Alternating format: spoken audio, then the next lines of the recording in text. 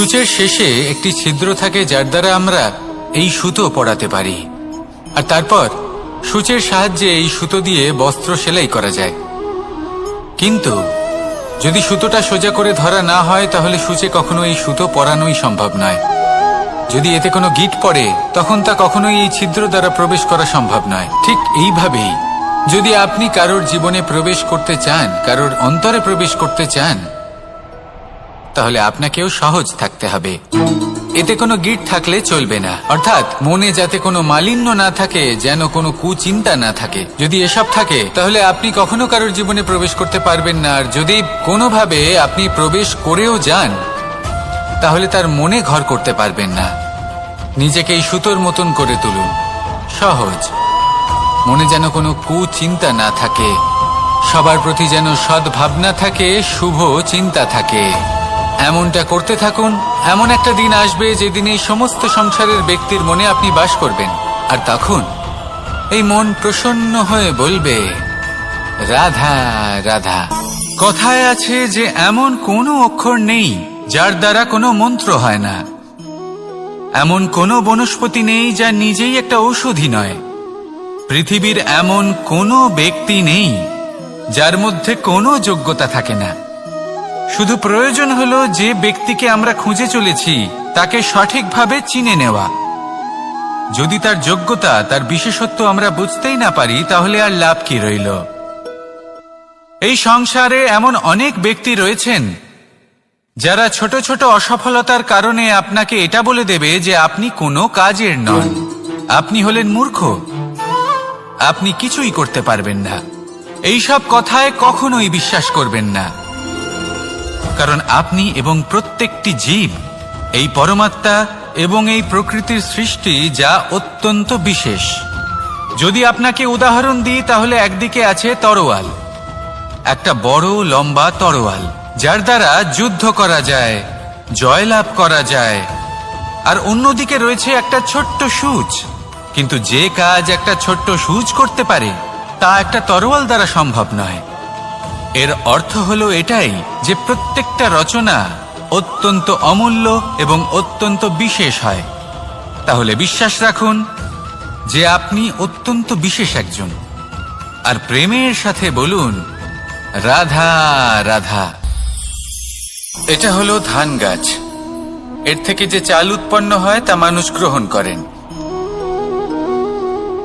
আর এটা কি? এ হলো জংলি ঘাস। একবার ভেবে দেখুন, যদি এই জংলি ঘাস ধান গাছের আশেপাশে থাকে তাহলে কি হবে? ধান উৎপন্ন হতে পারবে? তা উৎকৃষ্ট হতে পারবে? আমরা কি তা গ্রহণ করতে পারবো? কখনোই নয়। এই জংলি ঘাস ধানকে নষ্ট করে দেবে, কিন্তু নিজে জীবিত থাকবে। এটাই হলো আজকের শিক্ষা। এই সংসারে যদি আপনি নীতির পথে চলতে চান, উচিত কর্ম করতে চান, সংসারকে সেবা করতে চান, তাহলে জংলি ঘাসের মতো ব্যক্তিদের থেকে সবসময় দূরে থাকতে হবে। সেই ব্যক্তি যারা দুর্নীতি এবং মিথ্যা দ্বারা পরিপূর্ণ, যাদের ব্যবহার অশুভ, যাদের অনেক অশুভ গুণ রয়েছে, তারা সঠিক নয়। সেই সকল ব্যক্তি যাদের চরিত্র অত্যন্ত দুষ্ট হয়, তারা হয় শুভ চরিত্রের ব্যক্তিকে একদম নষ্ট করে দেয়, নয় নিজের মতো বানিয়ে তোলে। তাই যদি আপনি নীতির পথে চলতে চান, এই সংসারের জন্য শুভ কর্ম করতে চান, তাহলে সেই সঙ্গ লাভ করুন যে সঙ্গ জ্ঞানে পরিপূর্ণ, যাদের মধ্যে অনেক গুণ আছে, যাদের থেকে প্রতিদিন কিছু শিখতে পারবেন। এমন ব্যক্তির সাথে জীবন অতিবাহিত করুন, দুরাচারীদের থেকে দূরে থাকুন। তবেই এই মন প্রসন্ন হয়ে বলবে, রাধা রাধা। এই সংসারে সব থেকে বড় ব্যক্তি কে? আপনি বলবেন, এ কেমন ধরনের প্রশ্ন? কিন্তু এটা হলো সব থেকে উচিত প্রশ্ন। কেউ এর উত্তর দেবে যে সেই মহাপ্রতাপী রাজা, তিনি হলেন সব থেকে বড় ব্যক্তি, সেই বড় রাজনীতিবিদ, তিনিই সব থেকে বড় ব্যক্তি। আমি আপনাকে জানাই যে সংসারের সব থেকে বড় ব্যক্তি হলেন তিনি, যার সাথে দেখা করলে আপনি নিজেকে ছোট মনে করবেন না। কোনো ব্যক্তি যিনি সব থেকে বেশি শক্তিশালী, আপনি যদি তার সামনে যান তাহলে উনি আপনার অন্তরের শক্তিকে বাইরে বের করে আনবে, আপনার অন্তরের লুকিয়ে থাকা শক্তিকে জাগ্রত করতে প্রেরণা প্রদান করবে। তিনি হলেন বড় ব্যক্তি, তিনি হলেন মহান ব্যক্তি। তিনি নন যিনি নিজের বল এবং ঐশ্বর্য দ্বারা আপনাকে তার সামনে ছোট প্রমাণ করবেন। এবং সেই জন্য মহাদেব আমার আরাধ্য হলেন আমার খুব প্রিয়। কারণ রাজা হোক বা ফকির, কেউ যদি ওনার সামনে যান তাহলে সে নিজেকে ছোট মনে করেন না। আপনিও যদি জীবনে অনেক বড় হতে চান তাহলে কাউকে কখনো নিজেকে ছোট মনে করতে দেবেন না। তার অন্তরে বড় হয়ে ওঠার প্রেরণা প্রদান করুন। আসুন আমার সাথে ভালোবেসে বলুন, রাধা রাধা। পঞ্চতত্ত্বের মধ্যে দ্বিতীয় তত্ত্ব হল ধরণী, ভূমি, যাকে আমরা ধরণী মাতা বলি। এই ধরণী ধৈর্য ধারণ করে, আর এর ওপরেই আমাদের সমগ্র সংসার নির্ভরশীল। কারণ এই ভূমি সহ্য ক্ষমতা রাখে, এর সহ্য ক্ষমতা হল অপরিসীম। সন্তান যতই আঘাত প্রদান করুক না কেন, প্রেম পূর্বক সহ্য করে, আর তার বদলে অমূল্য রত্ন প্রদান করে। সন্তান যদি হাল চালায় তাহলে তার বদলে তাকে অন্ন প্রদান করে। এটাই হলো ধরণী। এবার এর থেকে আমরা কি শিক্ষা পেতে পারি? এটাই যে কারোর জন্য কিছু করা বা কাউকে কিছু দেওয়া মনে কোনো কামনা ছাড়াই। আর এই কথাটা বুঝে যান, যদি কারোর জন্য কামনা না রেখে বা কোনো পাওয়ার আশা না রেখে কারোর জন্য কিছু করেন বা কারোকে কিছু দেন, যদি এটা আপনি শিখতে পারেন তবে আপনি ভালোবাসতে শিখে গেছেন। আর সেই জন্যই এই ধরিত্রীকে মাতা বলা হয়। কারণ মাতা শুধু উনি নন যিনি গর্ভে সন্তানকে ধারণ করেন, মাতা তো উনিও যিনি জীবন বাঁচতে শেখান, যিনি জীবন বাঁচার উদাহরণ প্রদান করেন। তাহলে ধরণীর থেকে এই নিঃস্বার্থ ভাব শিখুন, নিঃস্বার্থ ভালোবাসা শিখুন, আর এই ভালোবাসার সাথেই বলুন, রাধা রাধা। এই সংসারে আমরা প্রকাশ কোথা থেকে পাই? এর উত্তর বড়ই সরল। ভোরে যখন সূর্যোদয় হয় তখন প্রকাশের কিরণ আমাদের ঘরে এসে পৌঁছয়। এইভাবেই আমরা প্রকাশ লাভ করি। এবার এই প্রকাশের আলোতেই আমরা সারাদিনের কাজ সম্পন্ন করি। সন্ধে হয়ে যায়, সূর্যাস্তও হয়ে যায়, আর আমাদের ঘর যাতে অন্ধকার না হয় তার জন্য আমরা একটা প্রদীপ প্রজ্বলিত করি। এটাই ঘটে আমাদের জীবনেও। এবার প্রবাহমান আয়ুর সাথে আমরা আমাদের অন্তরে যদি একটা প্রদীপ প্রজ্বলিত করে নিই তাহলে বিষয়টাই অন্যরকম হবে। এবার আপনি বলবেন কোন প্রকাশের কথা বলছি যা আমাদের অন্তরে জাগ্রত করা সম্ভব? আমাদের আত্মার মাঝে প্রেমের প্রকাশ জাগ্রত করার কথা বলছি। কারণ আমাদের এই জীবন এও হলো দিনের আলোর মতো। আজ প্রকাশ আছে, কিন্তু কোনোদিন অবশ্যই অস্ত হবে। কিন্তু অস্ত হবার আগে যদি আমরা আমাদের আত্মার মাঝে প্রেমের এই প্রকাশ উজ্জ্বলিত করে নিই তাহলে আমাদের সন্ধ্যাকালও আমরা আনন্দে এবং প্রেমে যাপন করব। তাহলে আসুন আর আমার সাথে ভালোবেসে বলুন, রাধা রাধা। সূর্যের প্রকাশ অন্ধকারকে দূর করে দেওয়া সেই মহানায়ক। এই সূর্যের প্রকাশ যখন পৃথিবীতে এসে পৌঁছয় কি হয়? এই পৃথিবী জেগে ওঠে, প্রত্যেক প্রাণী জেগে ওঠে, মানুষ জেগে ওঠে, নিজের কর্ম করেন, জীবন যাপন করেন। এই ঘুমের মৃতপ্রায় স্থিতি কাটিয়ে উঠে জীবন যাপন করতে শেখেন। এটাই হলো প্রভাব সূর্যের প্রকাশের। এবার এই প্রকাশ যে সূর্যের থেকে পাই তিনি কি করেন? তিনি নিজেকে জ্বালান আমাদের জীবন প্রদান করার জন্য। প্রত্যেকটা মুহূর্ত তিনি তাপ সহ্য করেন আমরা যাতে সেই প্রকাশ লাভ করি। এটাই হলো জীবনের সারমর্ম। যদি আপনিও এই সংসারে প্রকাশ ছড়িয়ে দিতে চান তাহলে আপনাকেও তপ্ত হতে হবে, নিজে জ্বলতে হবে, সেই কর্ম করতে হবে যেটা কঠিন হতে পারে কিন্তু আসলে শ্রেষ্ঠ। তবেই এই সংসারের সেবা করতে পারবেন, সংসারকে পথ দেখাতে পারবেন। নিজের অন্তরের প্রকাশ জাগ্রত করুন, তবেই সেই সকল ব্যক্তি যারা পাপের অন্ধকারে নিমজ্জিত হয়ে আছেন তারা জাগ্রত হবেন। সেই সকল ব্যক্তিকে জাগিয়ে তুলুন, প্রেরিত করে তুলুন সুখী হওয়ার জন্য যারা সুখী হতে পারছেন না। সেই সকলকে প্রেরিত করুন সাফল্য লাভের যারা সফল হতে পারছেন না। নিজের অন্তরের সূর্যকে জাগ্রত করুন, চারিদিকে শুধু প্রকাশই প্রকাশ হবে, জীবনই জীবন থাকবে, আনন্দই আনন্দ থাকবে, আর এই মন বারবার প্রসন্ন চিত্তে বলে উঠবে, রাধা রাধা।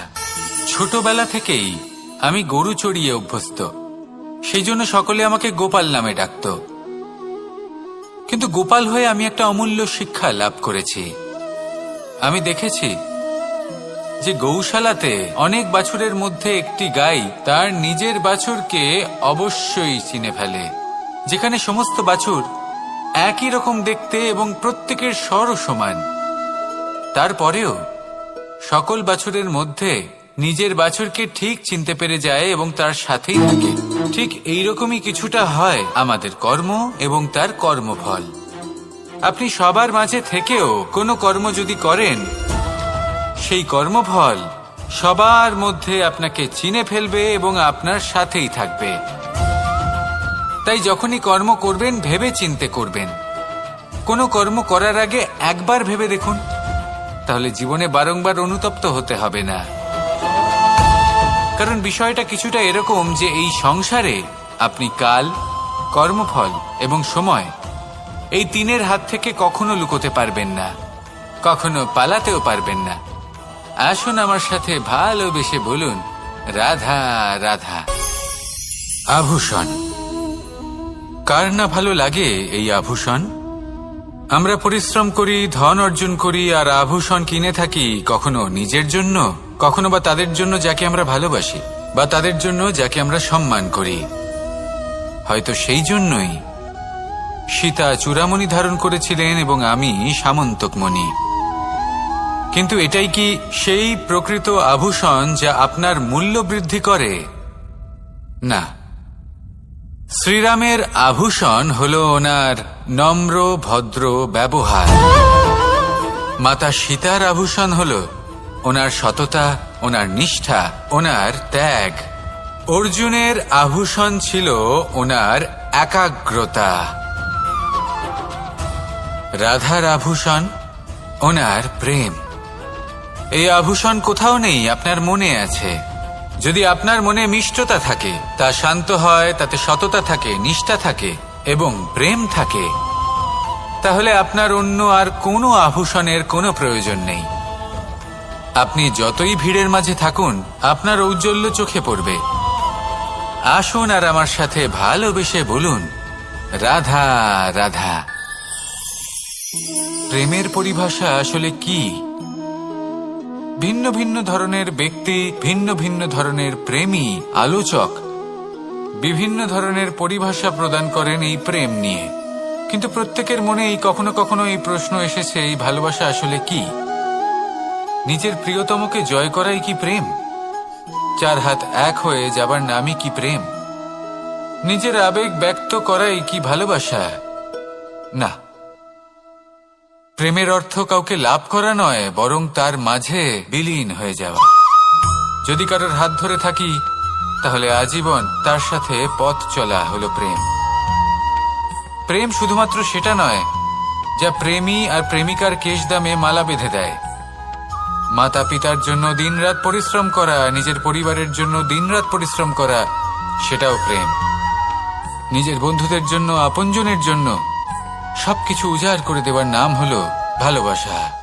নিজের মাতৃভূমির জন্য সাহসের সাথে লড়াই করা এবং আনন্দে নিজের জীবন ত্যাগ করে দেওয়াও কিন্তু প্রেমের নামান্তর। সেই জন্য যারা বুদ্ধিমান ব্যক্তি, তারা কখনো প্রেমের পরিভাষা খুঁজতে চান না, কারণ তারা জানেন যে এই প্রেম কতটা বিশাল। তারা জানেন যে এই প্রেম হলো এক বিশাল সাগর, যাকে নিজের মুঠোয় ধরে রাখা যায় না। সেই জন্য এই প্রেমের সাগরে ডুবে যান এবং সকলকে ভালোবাসতে শিখুন। যদি সবাইকে ভালোবাসতে পারেন, তাহলে তাদেরও কল্যাণ হবে যারা আপনাকে ভালোবাসে, তাদেরও কল্যাণ হবে যাদেরকে আপনি ভালোবাসেন, আর আপনারও কল্যাণ হবে। আর তখন এই মন ভালোবেসে বলবে, রাধা রাধা। হাস্য, হাসি জীবনে অত্যন্ত মূল্যবান হয়। কথায় আছে যে হাসি এবং হাস্য আমাদের জীবনে ঔষধের মতো কাজ করে, আমাদের সুস্থ রাখে, আমাদের জীবনের অনুভূতিগুলিকে আরো সুন্দর করে তোলে। কিন্তু প্রত্যেক ওষুধের মতোই এর সাথেও এটাই হয়। প্রত্যেক ওষুধ সঠিক সময়ে, সঠিক মাত্রায়, সঠিকভাবে গ্রহণ করতে হয়। যদি এরকম না হয় তাহলে এই ঔষধও শরীরের ক্ষতি করে দিতে পারে। এবার আপনি ভাবতে পারেন, হাসি থেকে কিভাবে ক্ষতি হতে পারে? আপনি যদি অন্য কারোর উপরে হাসেন তাহলে হয়তো তার মনে কষ্ট হতে পারে, তার অন্তরের মিত্র হয়তো শেষ হয়ে যেতে পারে, আর অন্তরের শত্রু জেগে উঠতে পারে। কিন্তু এটাই যদি আমরা সকলকে সাথে এনে সকলের সাথে হাসি, তাহলে হয়তো আমাদের অন্তরের এই হৃদয়ের ভেতরে লুকিয়ে থাকা যে শত্রু তা শেষ হয়ে যেতে পারে, আর অন্তরের বন্ধুসত্তা প্রকাশিত হতে পারে। ঠিক কি না? এবার আপনাকে উদাহরণ দিই। যখন দ্রৌপদী দুর্যোধনকে নিয়ে হেসেছিল তখন তা মহাভারতের সৃষ্টির কারণ হয়েছিল। কিন্তু সেইখানেই যখন পার্থ আর মাধব একসাথে বসে মৃদুমন্দ হাসতেন তখন ধর্ম স্থাপন করা হয়েছিল। তা আপনি কি চান? কাউকে নিয়ে হেসে তাকে আঘাত করতে চান, নাকি সকলকে একসাথে এনে তাদের হাসিয়ে তুলে ধনাত্মক প্রভাব ফেলতে চান? সিদ্ধান্ত আপনার। আসুন আর আমার সাথে ভালোবেসে বলুন, রাধা রাধা। মাঝে মাঝে কিছু মুহূর্তের জন্য চোখ বন্ধ করে ধ্যানের বেদিতে বসে ধ্যান করতে চেষ্টা করুন, আর বোঝার চেষ্টা করুন যে আমরা সর্বপ্রথম কি দেখতে পাচ্ছি, কি অনুভব করছি। আপনি দেখতে পাবেন সবার আগে আপনার চোখের সামনে আপনার দুষ্কর্মগুলিকে, আপনার লুকিয়ে থাকা ক্রোধ, অন্তরের যন্ত্রণা, ভয়, নিরাশা, এই সব কিছুই সবার আগে দেখতে পাবেন আপনি। আর এই সব কিছুই আমাদের দুঃখের কারণ হয়ে ওঠে। এই সব কিছুর সারমর্ম কি? সারমর্ম শুধু একটাই, সেটা হলো এই যে আমাদের এই মন তা কিন্তু দুষ্কর্ম পছন্দই করে না। আমাদের এই মন একটা সুখময় জীবন যাপন করতে চায়, সৎকর্ম করতে চায়। তাই এটাই করুন, শুভ চিন্তা করুন, শুভ কর্ম করুন, ইতিবাচক মনোভাব নিয়ে জীবনে অগ্রসর হন। তারপর চোখ বন্ধ করে অন্তরে দেখতে থাকুন।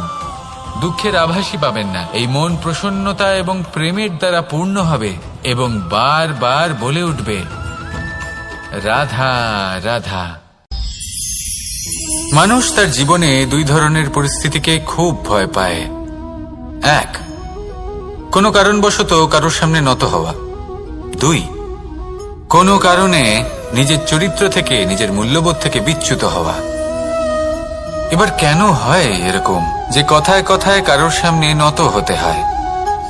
কেন বারংবার নিজের চরিত্র থেকে চ্যুত হতে হয়? এরকম কেন হয়? এটা তখনই হয় যখন আমাদের শিক্ষা এবং মূল্যবোধের অভাব থাকে। যদি মানুষের মধ্যে প্রকৃত শিক্ষা থাকে তাহলে এই সংসারে কোনো সময় এবং কারোর সামনেই নত হওয়ার কোনো প্রয়োজন নেই। যদি মানুষের মধ্যে মূল্যবোধ থাকে তাহলে তাকে নিজের মূল্যবোধ বা চরিত্র থেকে বিচ্যুত হতে হয় না, তা সে যাই হয়ে যাক না কেন। কোনো বালককে যদি জন্ম থেকেই সুশিক্ষার অধিকারী করা হয়, শিক্ষিত করা হয়, মূল্যবোধের অধিকারী করা হয়, তবে সে এই সংসারে এমন কর্ম করবে যাতে সে নিজেকে, নিজের পরিবারকে, সমগ্র সমাজকে গর্বিত করতে পারে। শিক্ষা লাভ করুন, মূল্যবোধ লাভ করুন এবং আমার সাথে ভালোবেসে বলুন, রাধা রাধা। এই সংসারে কোনো বস্তু হোক বা ব্যক্তি হোক, তার একার গুরুত্ব কিন্তু খুব বেশি নয়। একটা উদাহরণ হিসেবে বৃষ্টির ফোঁটাকে ভেবে দেখুন। যদি একটি বৃষ্টির ফোঁটা হয় তাহলে তার খুব বেশি গুরুত্ব থাকে না। কিন্তু যখন সহস্র বৃষ্টির ফোঁটা মেঘের মধ্যে দিয়ে ঝরে পড়ে তখন সেটা বর্ষার রূপ ধারণ করে।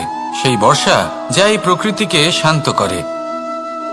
সেইভাবেই পাথরের ছোট টুকরো তার খুব বেশি গুরুত্ব থাকে না, কিন্তু যখন অসংখ্য পাথরের টুকরো একত্রিত হয় তখন তা পর্বতের আকার ধারণ করে। সেইভাবেই কিছু মানুষ যখন একত্রিত হন তখন তৈরি হয় পরিবার, কিছু পরিবার যখন একত্রিত হয় তখন তৈরি হয় সমাজ, যখন অনেক সংখ্যক সমাজ একত্রিত হয় তখন তৈরি হয় রাজ্য।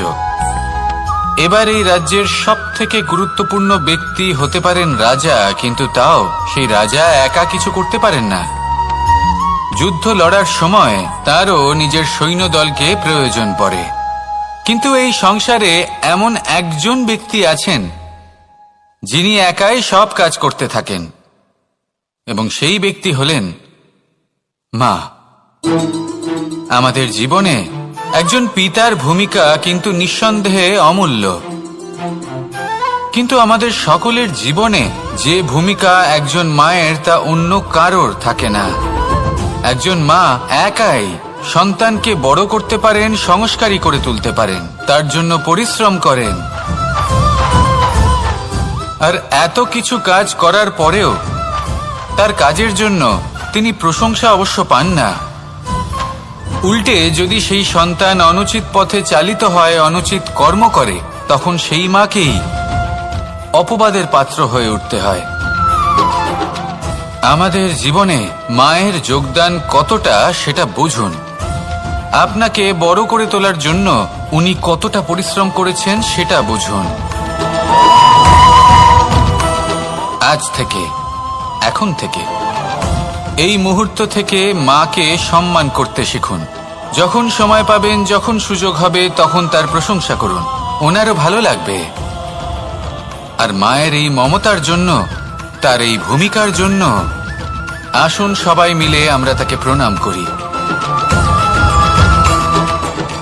আর সকলে মিলে ভালোবেসে বলি রাধা রাধা।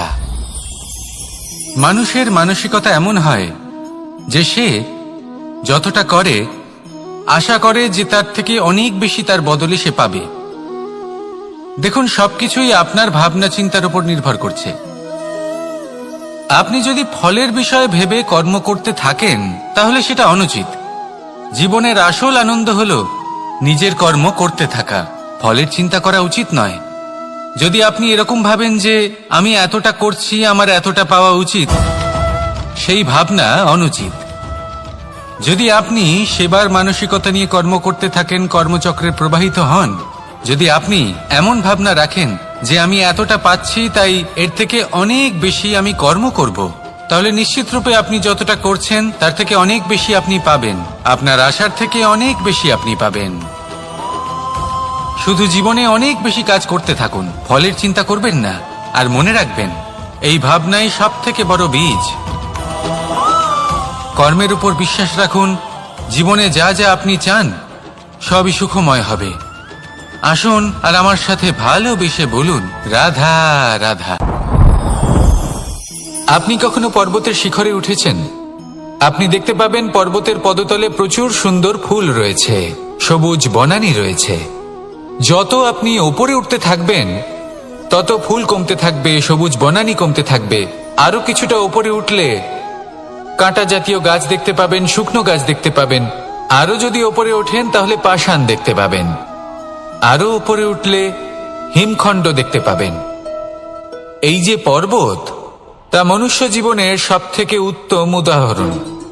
মানুষ যখন সাফল্যের শিখরে পৌঁছতে চান, মহানুভবতার শিখরে পৌঁছতে চান, পথে যত আস্তে আস্তে উপরে উঠতে থাকেন ততই ভৌতিক বস্তু তার থেকে বিচ্ছিন্ন হতে থাকে।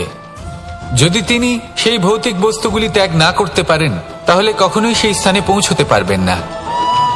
আর মানুষ যদি উচিত ত্যাগ করতে পারেন, পথে অগ্রসর হতে থাকেন, এগোতে থাকেন, তাহলে একদিন না একদিন তিনি মহানুভবতার, জ্ঞানের, সাফল্যের হিমের স্বাদ অবশ্যই লাভ করবেন। মনে রাখবেন, মানব জীবনের ত্যাগ হলো অত্যন্ত গুরুত্বপূর্ণ অংশ। আসুন আমার সাথে ভালোবেসে বলুন রাধা রাধা। আপনি কখনো কোনো বাজকে নিজের বাসা বানাতে দেখেছেন? এই বাজ যখনই কোনো বাসা বানায় তখন উঁচু গাছের ডালে বা কোনো পর্বতের শিখরে বাসা বানায় অনেক উচ্চতায়, আর সেখানে তার সন্তানও জন্মগ্রহণ করে। যখন এই সন্তানেরা জন্মায় তখন এই বাজ খুবই ভালোবেসে এবং খুব সাবধানে এদের পালন পোষণ করে। নিজের ঠোঁট দিয়ে তাদের ঠোঁটে খাবার পরিবেশন করে। কিন্তু যেই সেই সন্তানেরা হৃষ্টপুষ্ট হয়ে যায় এবং সেই কথা বাজ নিজে বুঝতে পেরে যায়, সেই বাজ নিজেই সেই বাসা ছিন্ন ভিন্ন করে দেয়। সেই সন্তান যাদের সবেমাত্র ডানা গজিয়েছে, কিভাবে উড়তে হয় তারা জানে না, সেই সন্তানগুলিকে উচ্চতা থেকে ঠেলে দেয়।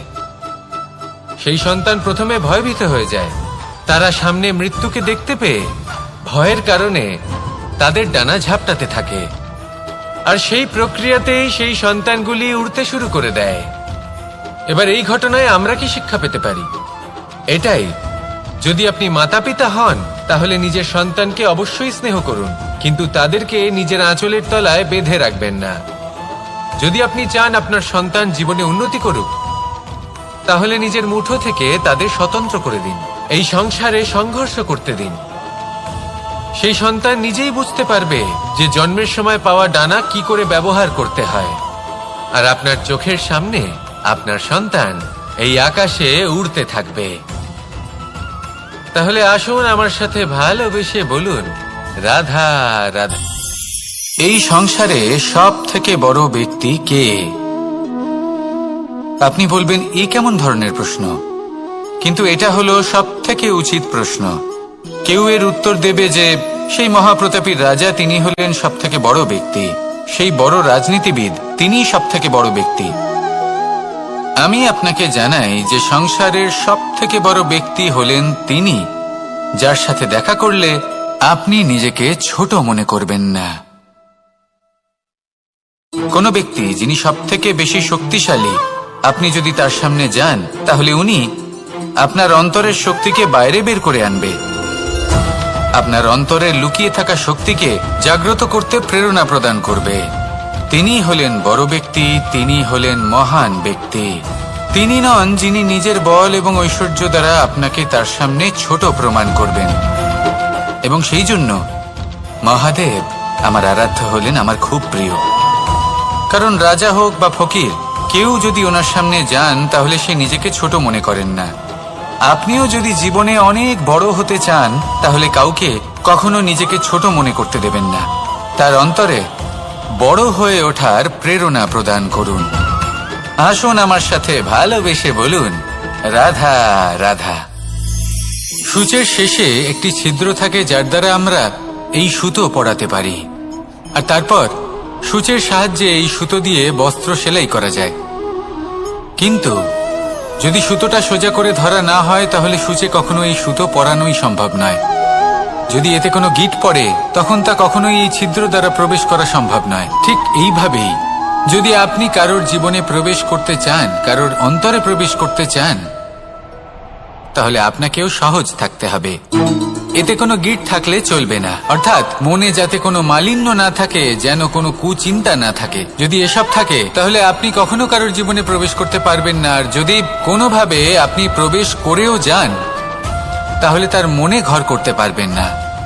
নিজেকে এই সুতোর মতন করে তুলুন, সহজ। মনে যেন কোনো কুচিন্তা না থাকে, সবার প্রতি যেন সদ্ভাবনা থাকে, শুভ চিন্তা থাকে। এমনটা করতে থাকুন। এমন একটা দিন আসবে যেদিন এই সমস্ত সংসারের ব্যক্তির মনে আপনি বাস করবেন, আর তখন এই মন প্রসন্ন হয়ে বলবে, রাধা রাধা। কথায় আছে যে এমন কোনো অক্ষর নেই যার দ্বারা কোনো মন্ত্র হয় না, এমন কোনো বনস্পতি নেই যা নিজেই একটা ঔষধি নয়, পৃথিবীর এমন কোনো ব্যক্তি নেই যার মধ্যে কোনো যোগ্যতা থাকে না।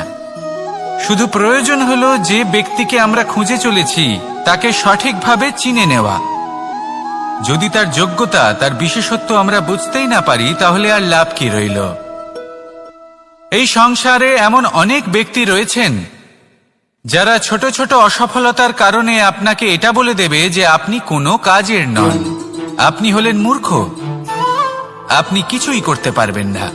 এইসব কথায় কখনোই বিশ্বাস করবেন না, কারণ আপনি এবং প্রত্যেকটি জীব এই পরমাত্মা এবং এই প্রকৃতির সৃষ্টি, যা অত্যন্ত বিশেষ। যদি আপনাকে উদাহরণ দিই, তাহলে একদিকে আছে তরোয়াল, একটা বড় লম্বা তরোয়াল, যার দ্বারা যুদ্ধ করা যায়, জয়লাভ করা যায়। আর অন্যদিকে রয়েছে একটা ছোট্ট সূঁচ, কিন্তু যে কাজ একটা ছোট্ট সূঁচ করতে পারে তা একটা তরোয়াল দ্বারা সম্ভব নয়। এর অর্থ হলো এটাই যে প্রত্যেকটা রচনা অত্যন্ত অমূল্য এবং অত্যন্ত বিশেষ হয়। তাহলে বিশ্বাস রাখুন যে আপনি অত্যন্ত বিশেষ একজন, আর প্রেমের সাথে বলুন রাধা রাধা। এটা হলো ধান গাছ। এর থেকে যে চাল উৎপন্ন হয় তা মানুষ গ্রহণ করেন। আর এটা কি? এ হলো জংলি ঘাস। একবার ভেবে দেখুন, যদি এই জংলি ঘাস ধান গাছের আশেপাশে থাকে তাহলে কি হবে?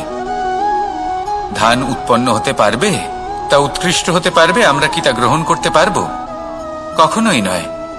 এই জংলি ঘাস ধানকে নষ্ট করে দেবে, কিন্তু নিজে জীবিত থাকবে। এটাই হলো আজকের শিক্ষা। এই সংসারে যদি আপনি নীতির পথে চলতে চান, উচিত কর্ম করতে চান, সংসারকে সেবা করতে চান, তাহলে জংলি ঘাসের মতো ব্যক্তিদের থেকে সবসময় দূরে থাকতে হবে। সেই ব্যক্তি যারা দুর্নীতি এবং মিথ্যা দ্বারা পরিপূর্ণ, যাদের ব্যবহার অশুভ, যাদের অনেক অশুভ গুণ রয়েছে, তারা সঠিক নয়। সেই সকল ব্যক্তি যাদের চরিত্র অত্যন্ত দুষ্ট হয়, তারা হয় শুভ চরিত্রের ব্যক্তিকে একদম নষ্ট করে দেয়, নয় নিজের মতো বানিয়ে তোলে। তাই যদি আপনি নীতির পথে চলতে চান, এই সংসারের জন্য শুভ কর্ম করতে চান, তাহলে সেই সঙ্গ লাভ করুন যে সঙ্গ জ্ঞানে পরিপূর্ণ, যাদের মধ্যে অনেক গুণ আছে, যাদের থেকে প্রতিদিন কিছু শিখতে পারবেন। এমন ব্যক্তির সাথে জীবন অতিবাহিত করুন। দুরাচারীদের থেকে দূরে থাকুন। তবেই এই মন প্রসন্ন হয়ে বলবে রাধা রাধা। পঞ্চতত্ত্বের মধ্যে দ্বিতীয় তত্ত্ব হল ধরণী, ভূমি, যাকে আমরা ধরণী মাতা বলি। এই ধরণী ধৈর্য ধারণ করে, আর এর ওপরেই আমাদের সমগ্র সংসার নির্ভরশীল। কারণ এই ভূমি সহ্য ক্ষমতা রাখে। এর সহ্য ক্ষমতা হলো অপরিসীম। সন্তান যতই আঘাত প্রদান করুক না কেন, প্রেম পূর্বক সহ্য করে, আর তার বদলে অমূল্য রত্ন প্রদান করে। সন্তান যদি হাল চালায়, তাহলে তার বদলে তাকে অন্ন প্রদান করে। এটাই হলো ধরণী। এবার এর থেকে আমরা কি শিক্ষা পেতে পারি? এটাই যে কারোর জন্য কিছু করা বা কাউকে কিছু দেওয়া মনে কোনো কামনা ছাড়াই। আর এই কথাটা বুঝে যান, যদি কারোর জন্য কামনা না রেখে বা কোনো পাওয়ার আশা না রেখে কারোর জন্য কিছু করেন বা কারোকে কিছু দেন, যদি এটা আপনি শিখতে পারেন, তবে আপনি ভালোবাসতে শিখে গেছেন। আর সেই জন্যই এই ধরিত্রীকে মাতা বলা হয়। কারণ মাতা শুধু উনি নন যিনি গর্ভে সন্তানকে ধারণ করেন, মাতা তো উনিও যিনি জীবন বাঁচতে শেখান, যিনি জীবন বাঁচার উদাহরণ প্রদান করেন। তাহলে ধরণীর থেকে এই নিঃস্বার্থ ভাব শিখুন, নিঃস্বার্থ ভালোবাসা শিখুন, আর এই ভালোবাসার সাথেই বলুন রাধা রাধা। এই সংসারে আমরা প্রকাশ কোথা থেকে পাই? এর উত্তর বড়ই সরল। ভোরে যখন সূর্যোদয় হয়, তখন প্রকাশের কিরণ আমাদের ঘরে এসে পৌঁছয়। এইভাবেই আমরা প্রকাশ লাভ করি। এবার এই প্রকাশের আলোতেই আমরা সারাদিনের কাজ সম্পন্ন করি। সন্ধে হয়ে যায়, সূর্যাস্ত হয়ে যায়, আর আমাদের ঘর যাতে অন্ধকার না হয় তার জন্য আমরা একটা প্রদীপ প্রজ্বলিত করি। এটাই ঘটে আমাদের জীবনেও। এবার প্রবাহমান আয়ুর সাথে আমরা আমাদের অন্তরে যদি একটা প্রদীপ প্রজ্বলিত করে নিই, তাহলে বিষয়টাই অন্যরকম হবে। এবার আপনি বলবেন, কোন প্রকাশের কথা বলছি যে আমাদের অন্তরে জাগ্রত করা সম্ভব? আমাদের আত্মার মাঝে প্রেমের প্রকাশ জাগ্রত করার কথা বলছি, কারণ আমাদের এই জীবন এও হলো দিনের আলোর মতো। আজ প্রকাশ আছে, কিন্তু কোনোদিন অবশ্যই অস্ত হবে। কিন্তু অস্ত হবার আগে যদি আমরা আমাদের আত্মার মাঝে প্রেমের এই প্রকাশ উজ্জ্বলিত করে নিই, তাহলে আমাদের সন্ধ্যাকালও আমরা আনন্দে এবং প্রেমে যাপন করব। তাহলে আসুন আর আমার সাথে ভালোবেসে বলুন, রাধা রাধা। সূর্যের প্রকাশ অন্ধকারকে দূর করে দেওয়া সেই মহানায়ক। এই সূর্যের প্রকাশ যখন পৃথিবীতে এসে পৌঁছয় কি হয়? এই পৃথিবী জেগে ওঠে, প্রত্যেক প্রাণী জেগে ওঠে, মানুষ জেগে ওঠে, নিজের কর্ম করেন, জীবন যাপন করেন। এই ঘুমের মৃতপ্রায় স্থিতি কাটিয়ে উঠে জীবন যাপন করতে শেখেন। এটাই হলো প্রভাব সূর্যের প্রকাশের। এবার এই প্রকাশ যে সূর্যের থেকে পাই, তিনি কি করেন? তিনি নিজেকে জ্বালান আমাদের জীবন প্রদান করার জন্য। প্রত্যেকটা মুহূর্ত তিনি তাপ সহ্য করেন, আমরা যাতে সেই প্রকাশ লাভ করি। এটাই হলো জীবনের সারমর্ম।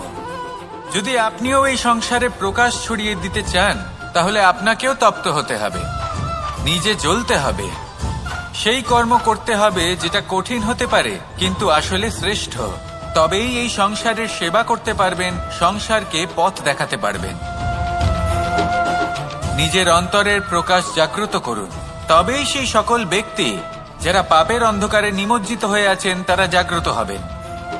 সেই সকল ব্যক্তিকে জাগিয়ে তুলুন, প্রেরিত করে তুলুন সুখী হওয়ার জন্য যারা সুখী হতে পারছেন না। সেই সকলকে প্রেরিত করুন সাফল্য লাভের যারা সফল হতে পারছেন না। নিজের অন্তরের সূর্যকে জাগ্রত করুন, চারিদিকে শুধু প্রকাশই প্রকাশ হবে, জীবনই জীবন থাকবে, আনন্দই আনন্দ থাকবে। আর এই মন বারবার প্রসন্ন চিত্তে বলে উঠবে, রাধা রাধা। ছোটবেলা থেকেই আমি গরু চড়িয়ে অভ্যস্ত, সেই জন্য সকলে আমাকে গোপাল নামে ডাকত। কিন্তু গোপাল হয়ে আমি একটা অমূল্য শিক্ষা লাভ করেছি। আমি দেখেছি যে গৌশালাতে অনেক বাছুরের মধ্যে একটি গাই তার নিজের বাছুরকে অবশ্যই চিনে ফেলে। যেখানে সমস্ত বাছুর একই রকম দেখতে এবং প্রত্যেকের স্বরও সমান, তারপরেও সকল বাছুরের মধ্যে নিজের বাছুরকে ঠিক চিনতে পেরে যায় এবং তার সাথেই থাকে। ঠিক এইরকমই কিছুটা হয় আমাদের কর্ম এবং তার কর্মফল। আপনি সবার মাঝে থেকেও কোনো কর্ম যদি করেন, সেই কর্মফল সবার মধ্যে আপনাকে চিনে ফেলবে এবং আপনার সাথেই থাকবে। তাই যখনই কর্ম করবেন ভেবে চিন্তে করবেন। কোনো কর্ম করার আগে একবার ভেবে দেখুন, তাহলে জীবনে বারংবার অনুতপ্ত হতে হবে না। কারণ বিষয়টা কিছুটা এরকম যে এই সংসারে আপনি কাল, কর্মফল এবং সময়, এই তিনের হাত থেকে কখনো লুকোতে পারবেন না, কখনো পালাতেও পারবেন না। আসুন আমার সাথে ভালোবেসে বলুন, রাধা রাধা। আভূষণ কার না ভালো লাগে? এই আভূষণ আমরা পরিশ্রম করি, ধন অর্জন করি আর আভূষণ কিনে থাকি, কখনো নিজের জন্য, কখনো বা তাদের জন্য যাকে আমরা ভালোবাসি, বা তাদের জন্য যাকে আমরা সম্মান করি। হয়তো সেই জন্যই সীতা চূড়ামণি ধারণ করেছিলেন এবং আমি সামন্তক মণি। কিন্তু এটাই কি সেই প্রকৃত আভূষণ যা আপনার মূল্য বৃদ্ধি করে? না। শ্রীরামের আভূষণ হল ওনার নম্র ভদ্র ব্যবহার। মাতা সীতার আভূষণ হল ওনার সততা, ওনার নিষ্ঠা, ওনার ত্যাগ। অর্জুনের আভূষণ ছিল ওনার একাগ্রতা। রাধার আভূষণ ওনার প্রেম। এই আভূষণ কোথাও নেই, আপনার মনে আছে। যদি আপনার মনে মিষ্টতা থাকে, তা শান্ত হয়, তাতে সততা থাকে, নিষ্ঠা থাকে এবং প্রেম থাকে, তাহলে আপনার অন্য আর কোনো আভূষণের কোনো প্রয়োজন নেই। আপনি যতই ভিড়ের মাঝে থাকুন, আপনার ঔজ্জ্বল্য চোখে পড়বে। আসুন আর আমার সাথে ভালোবেসে বলুন, রাধা রাধা।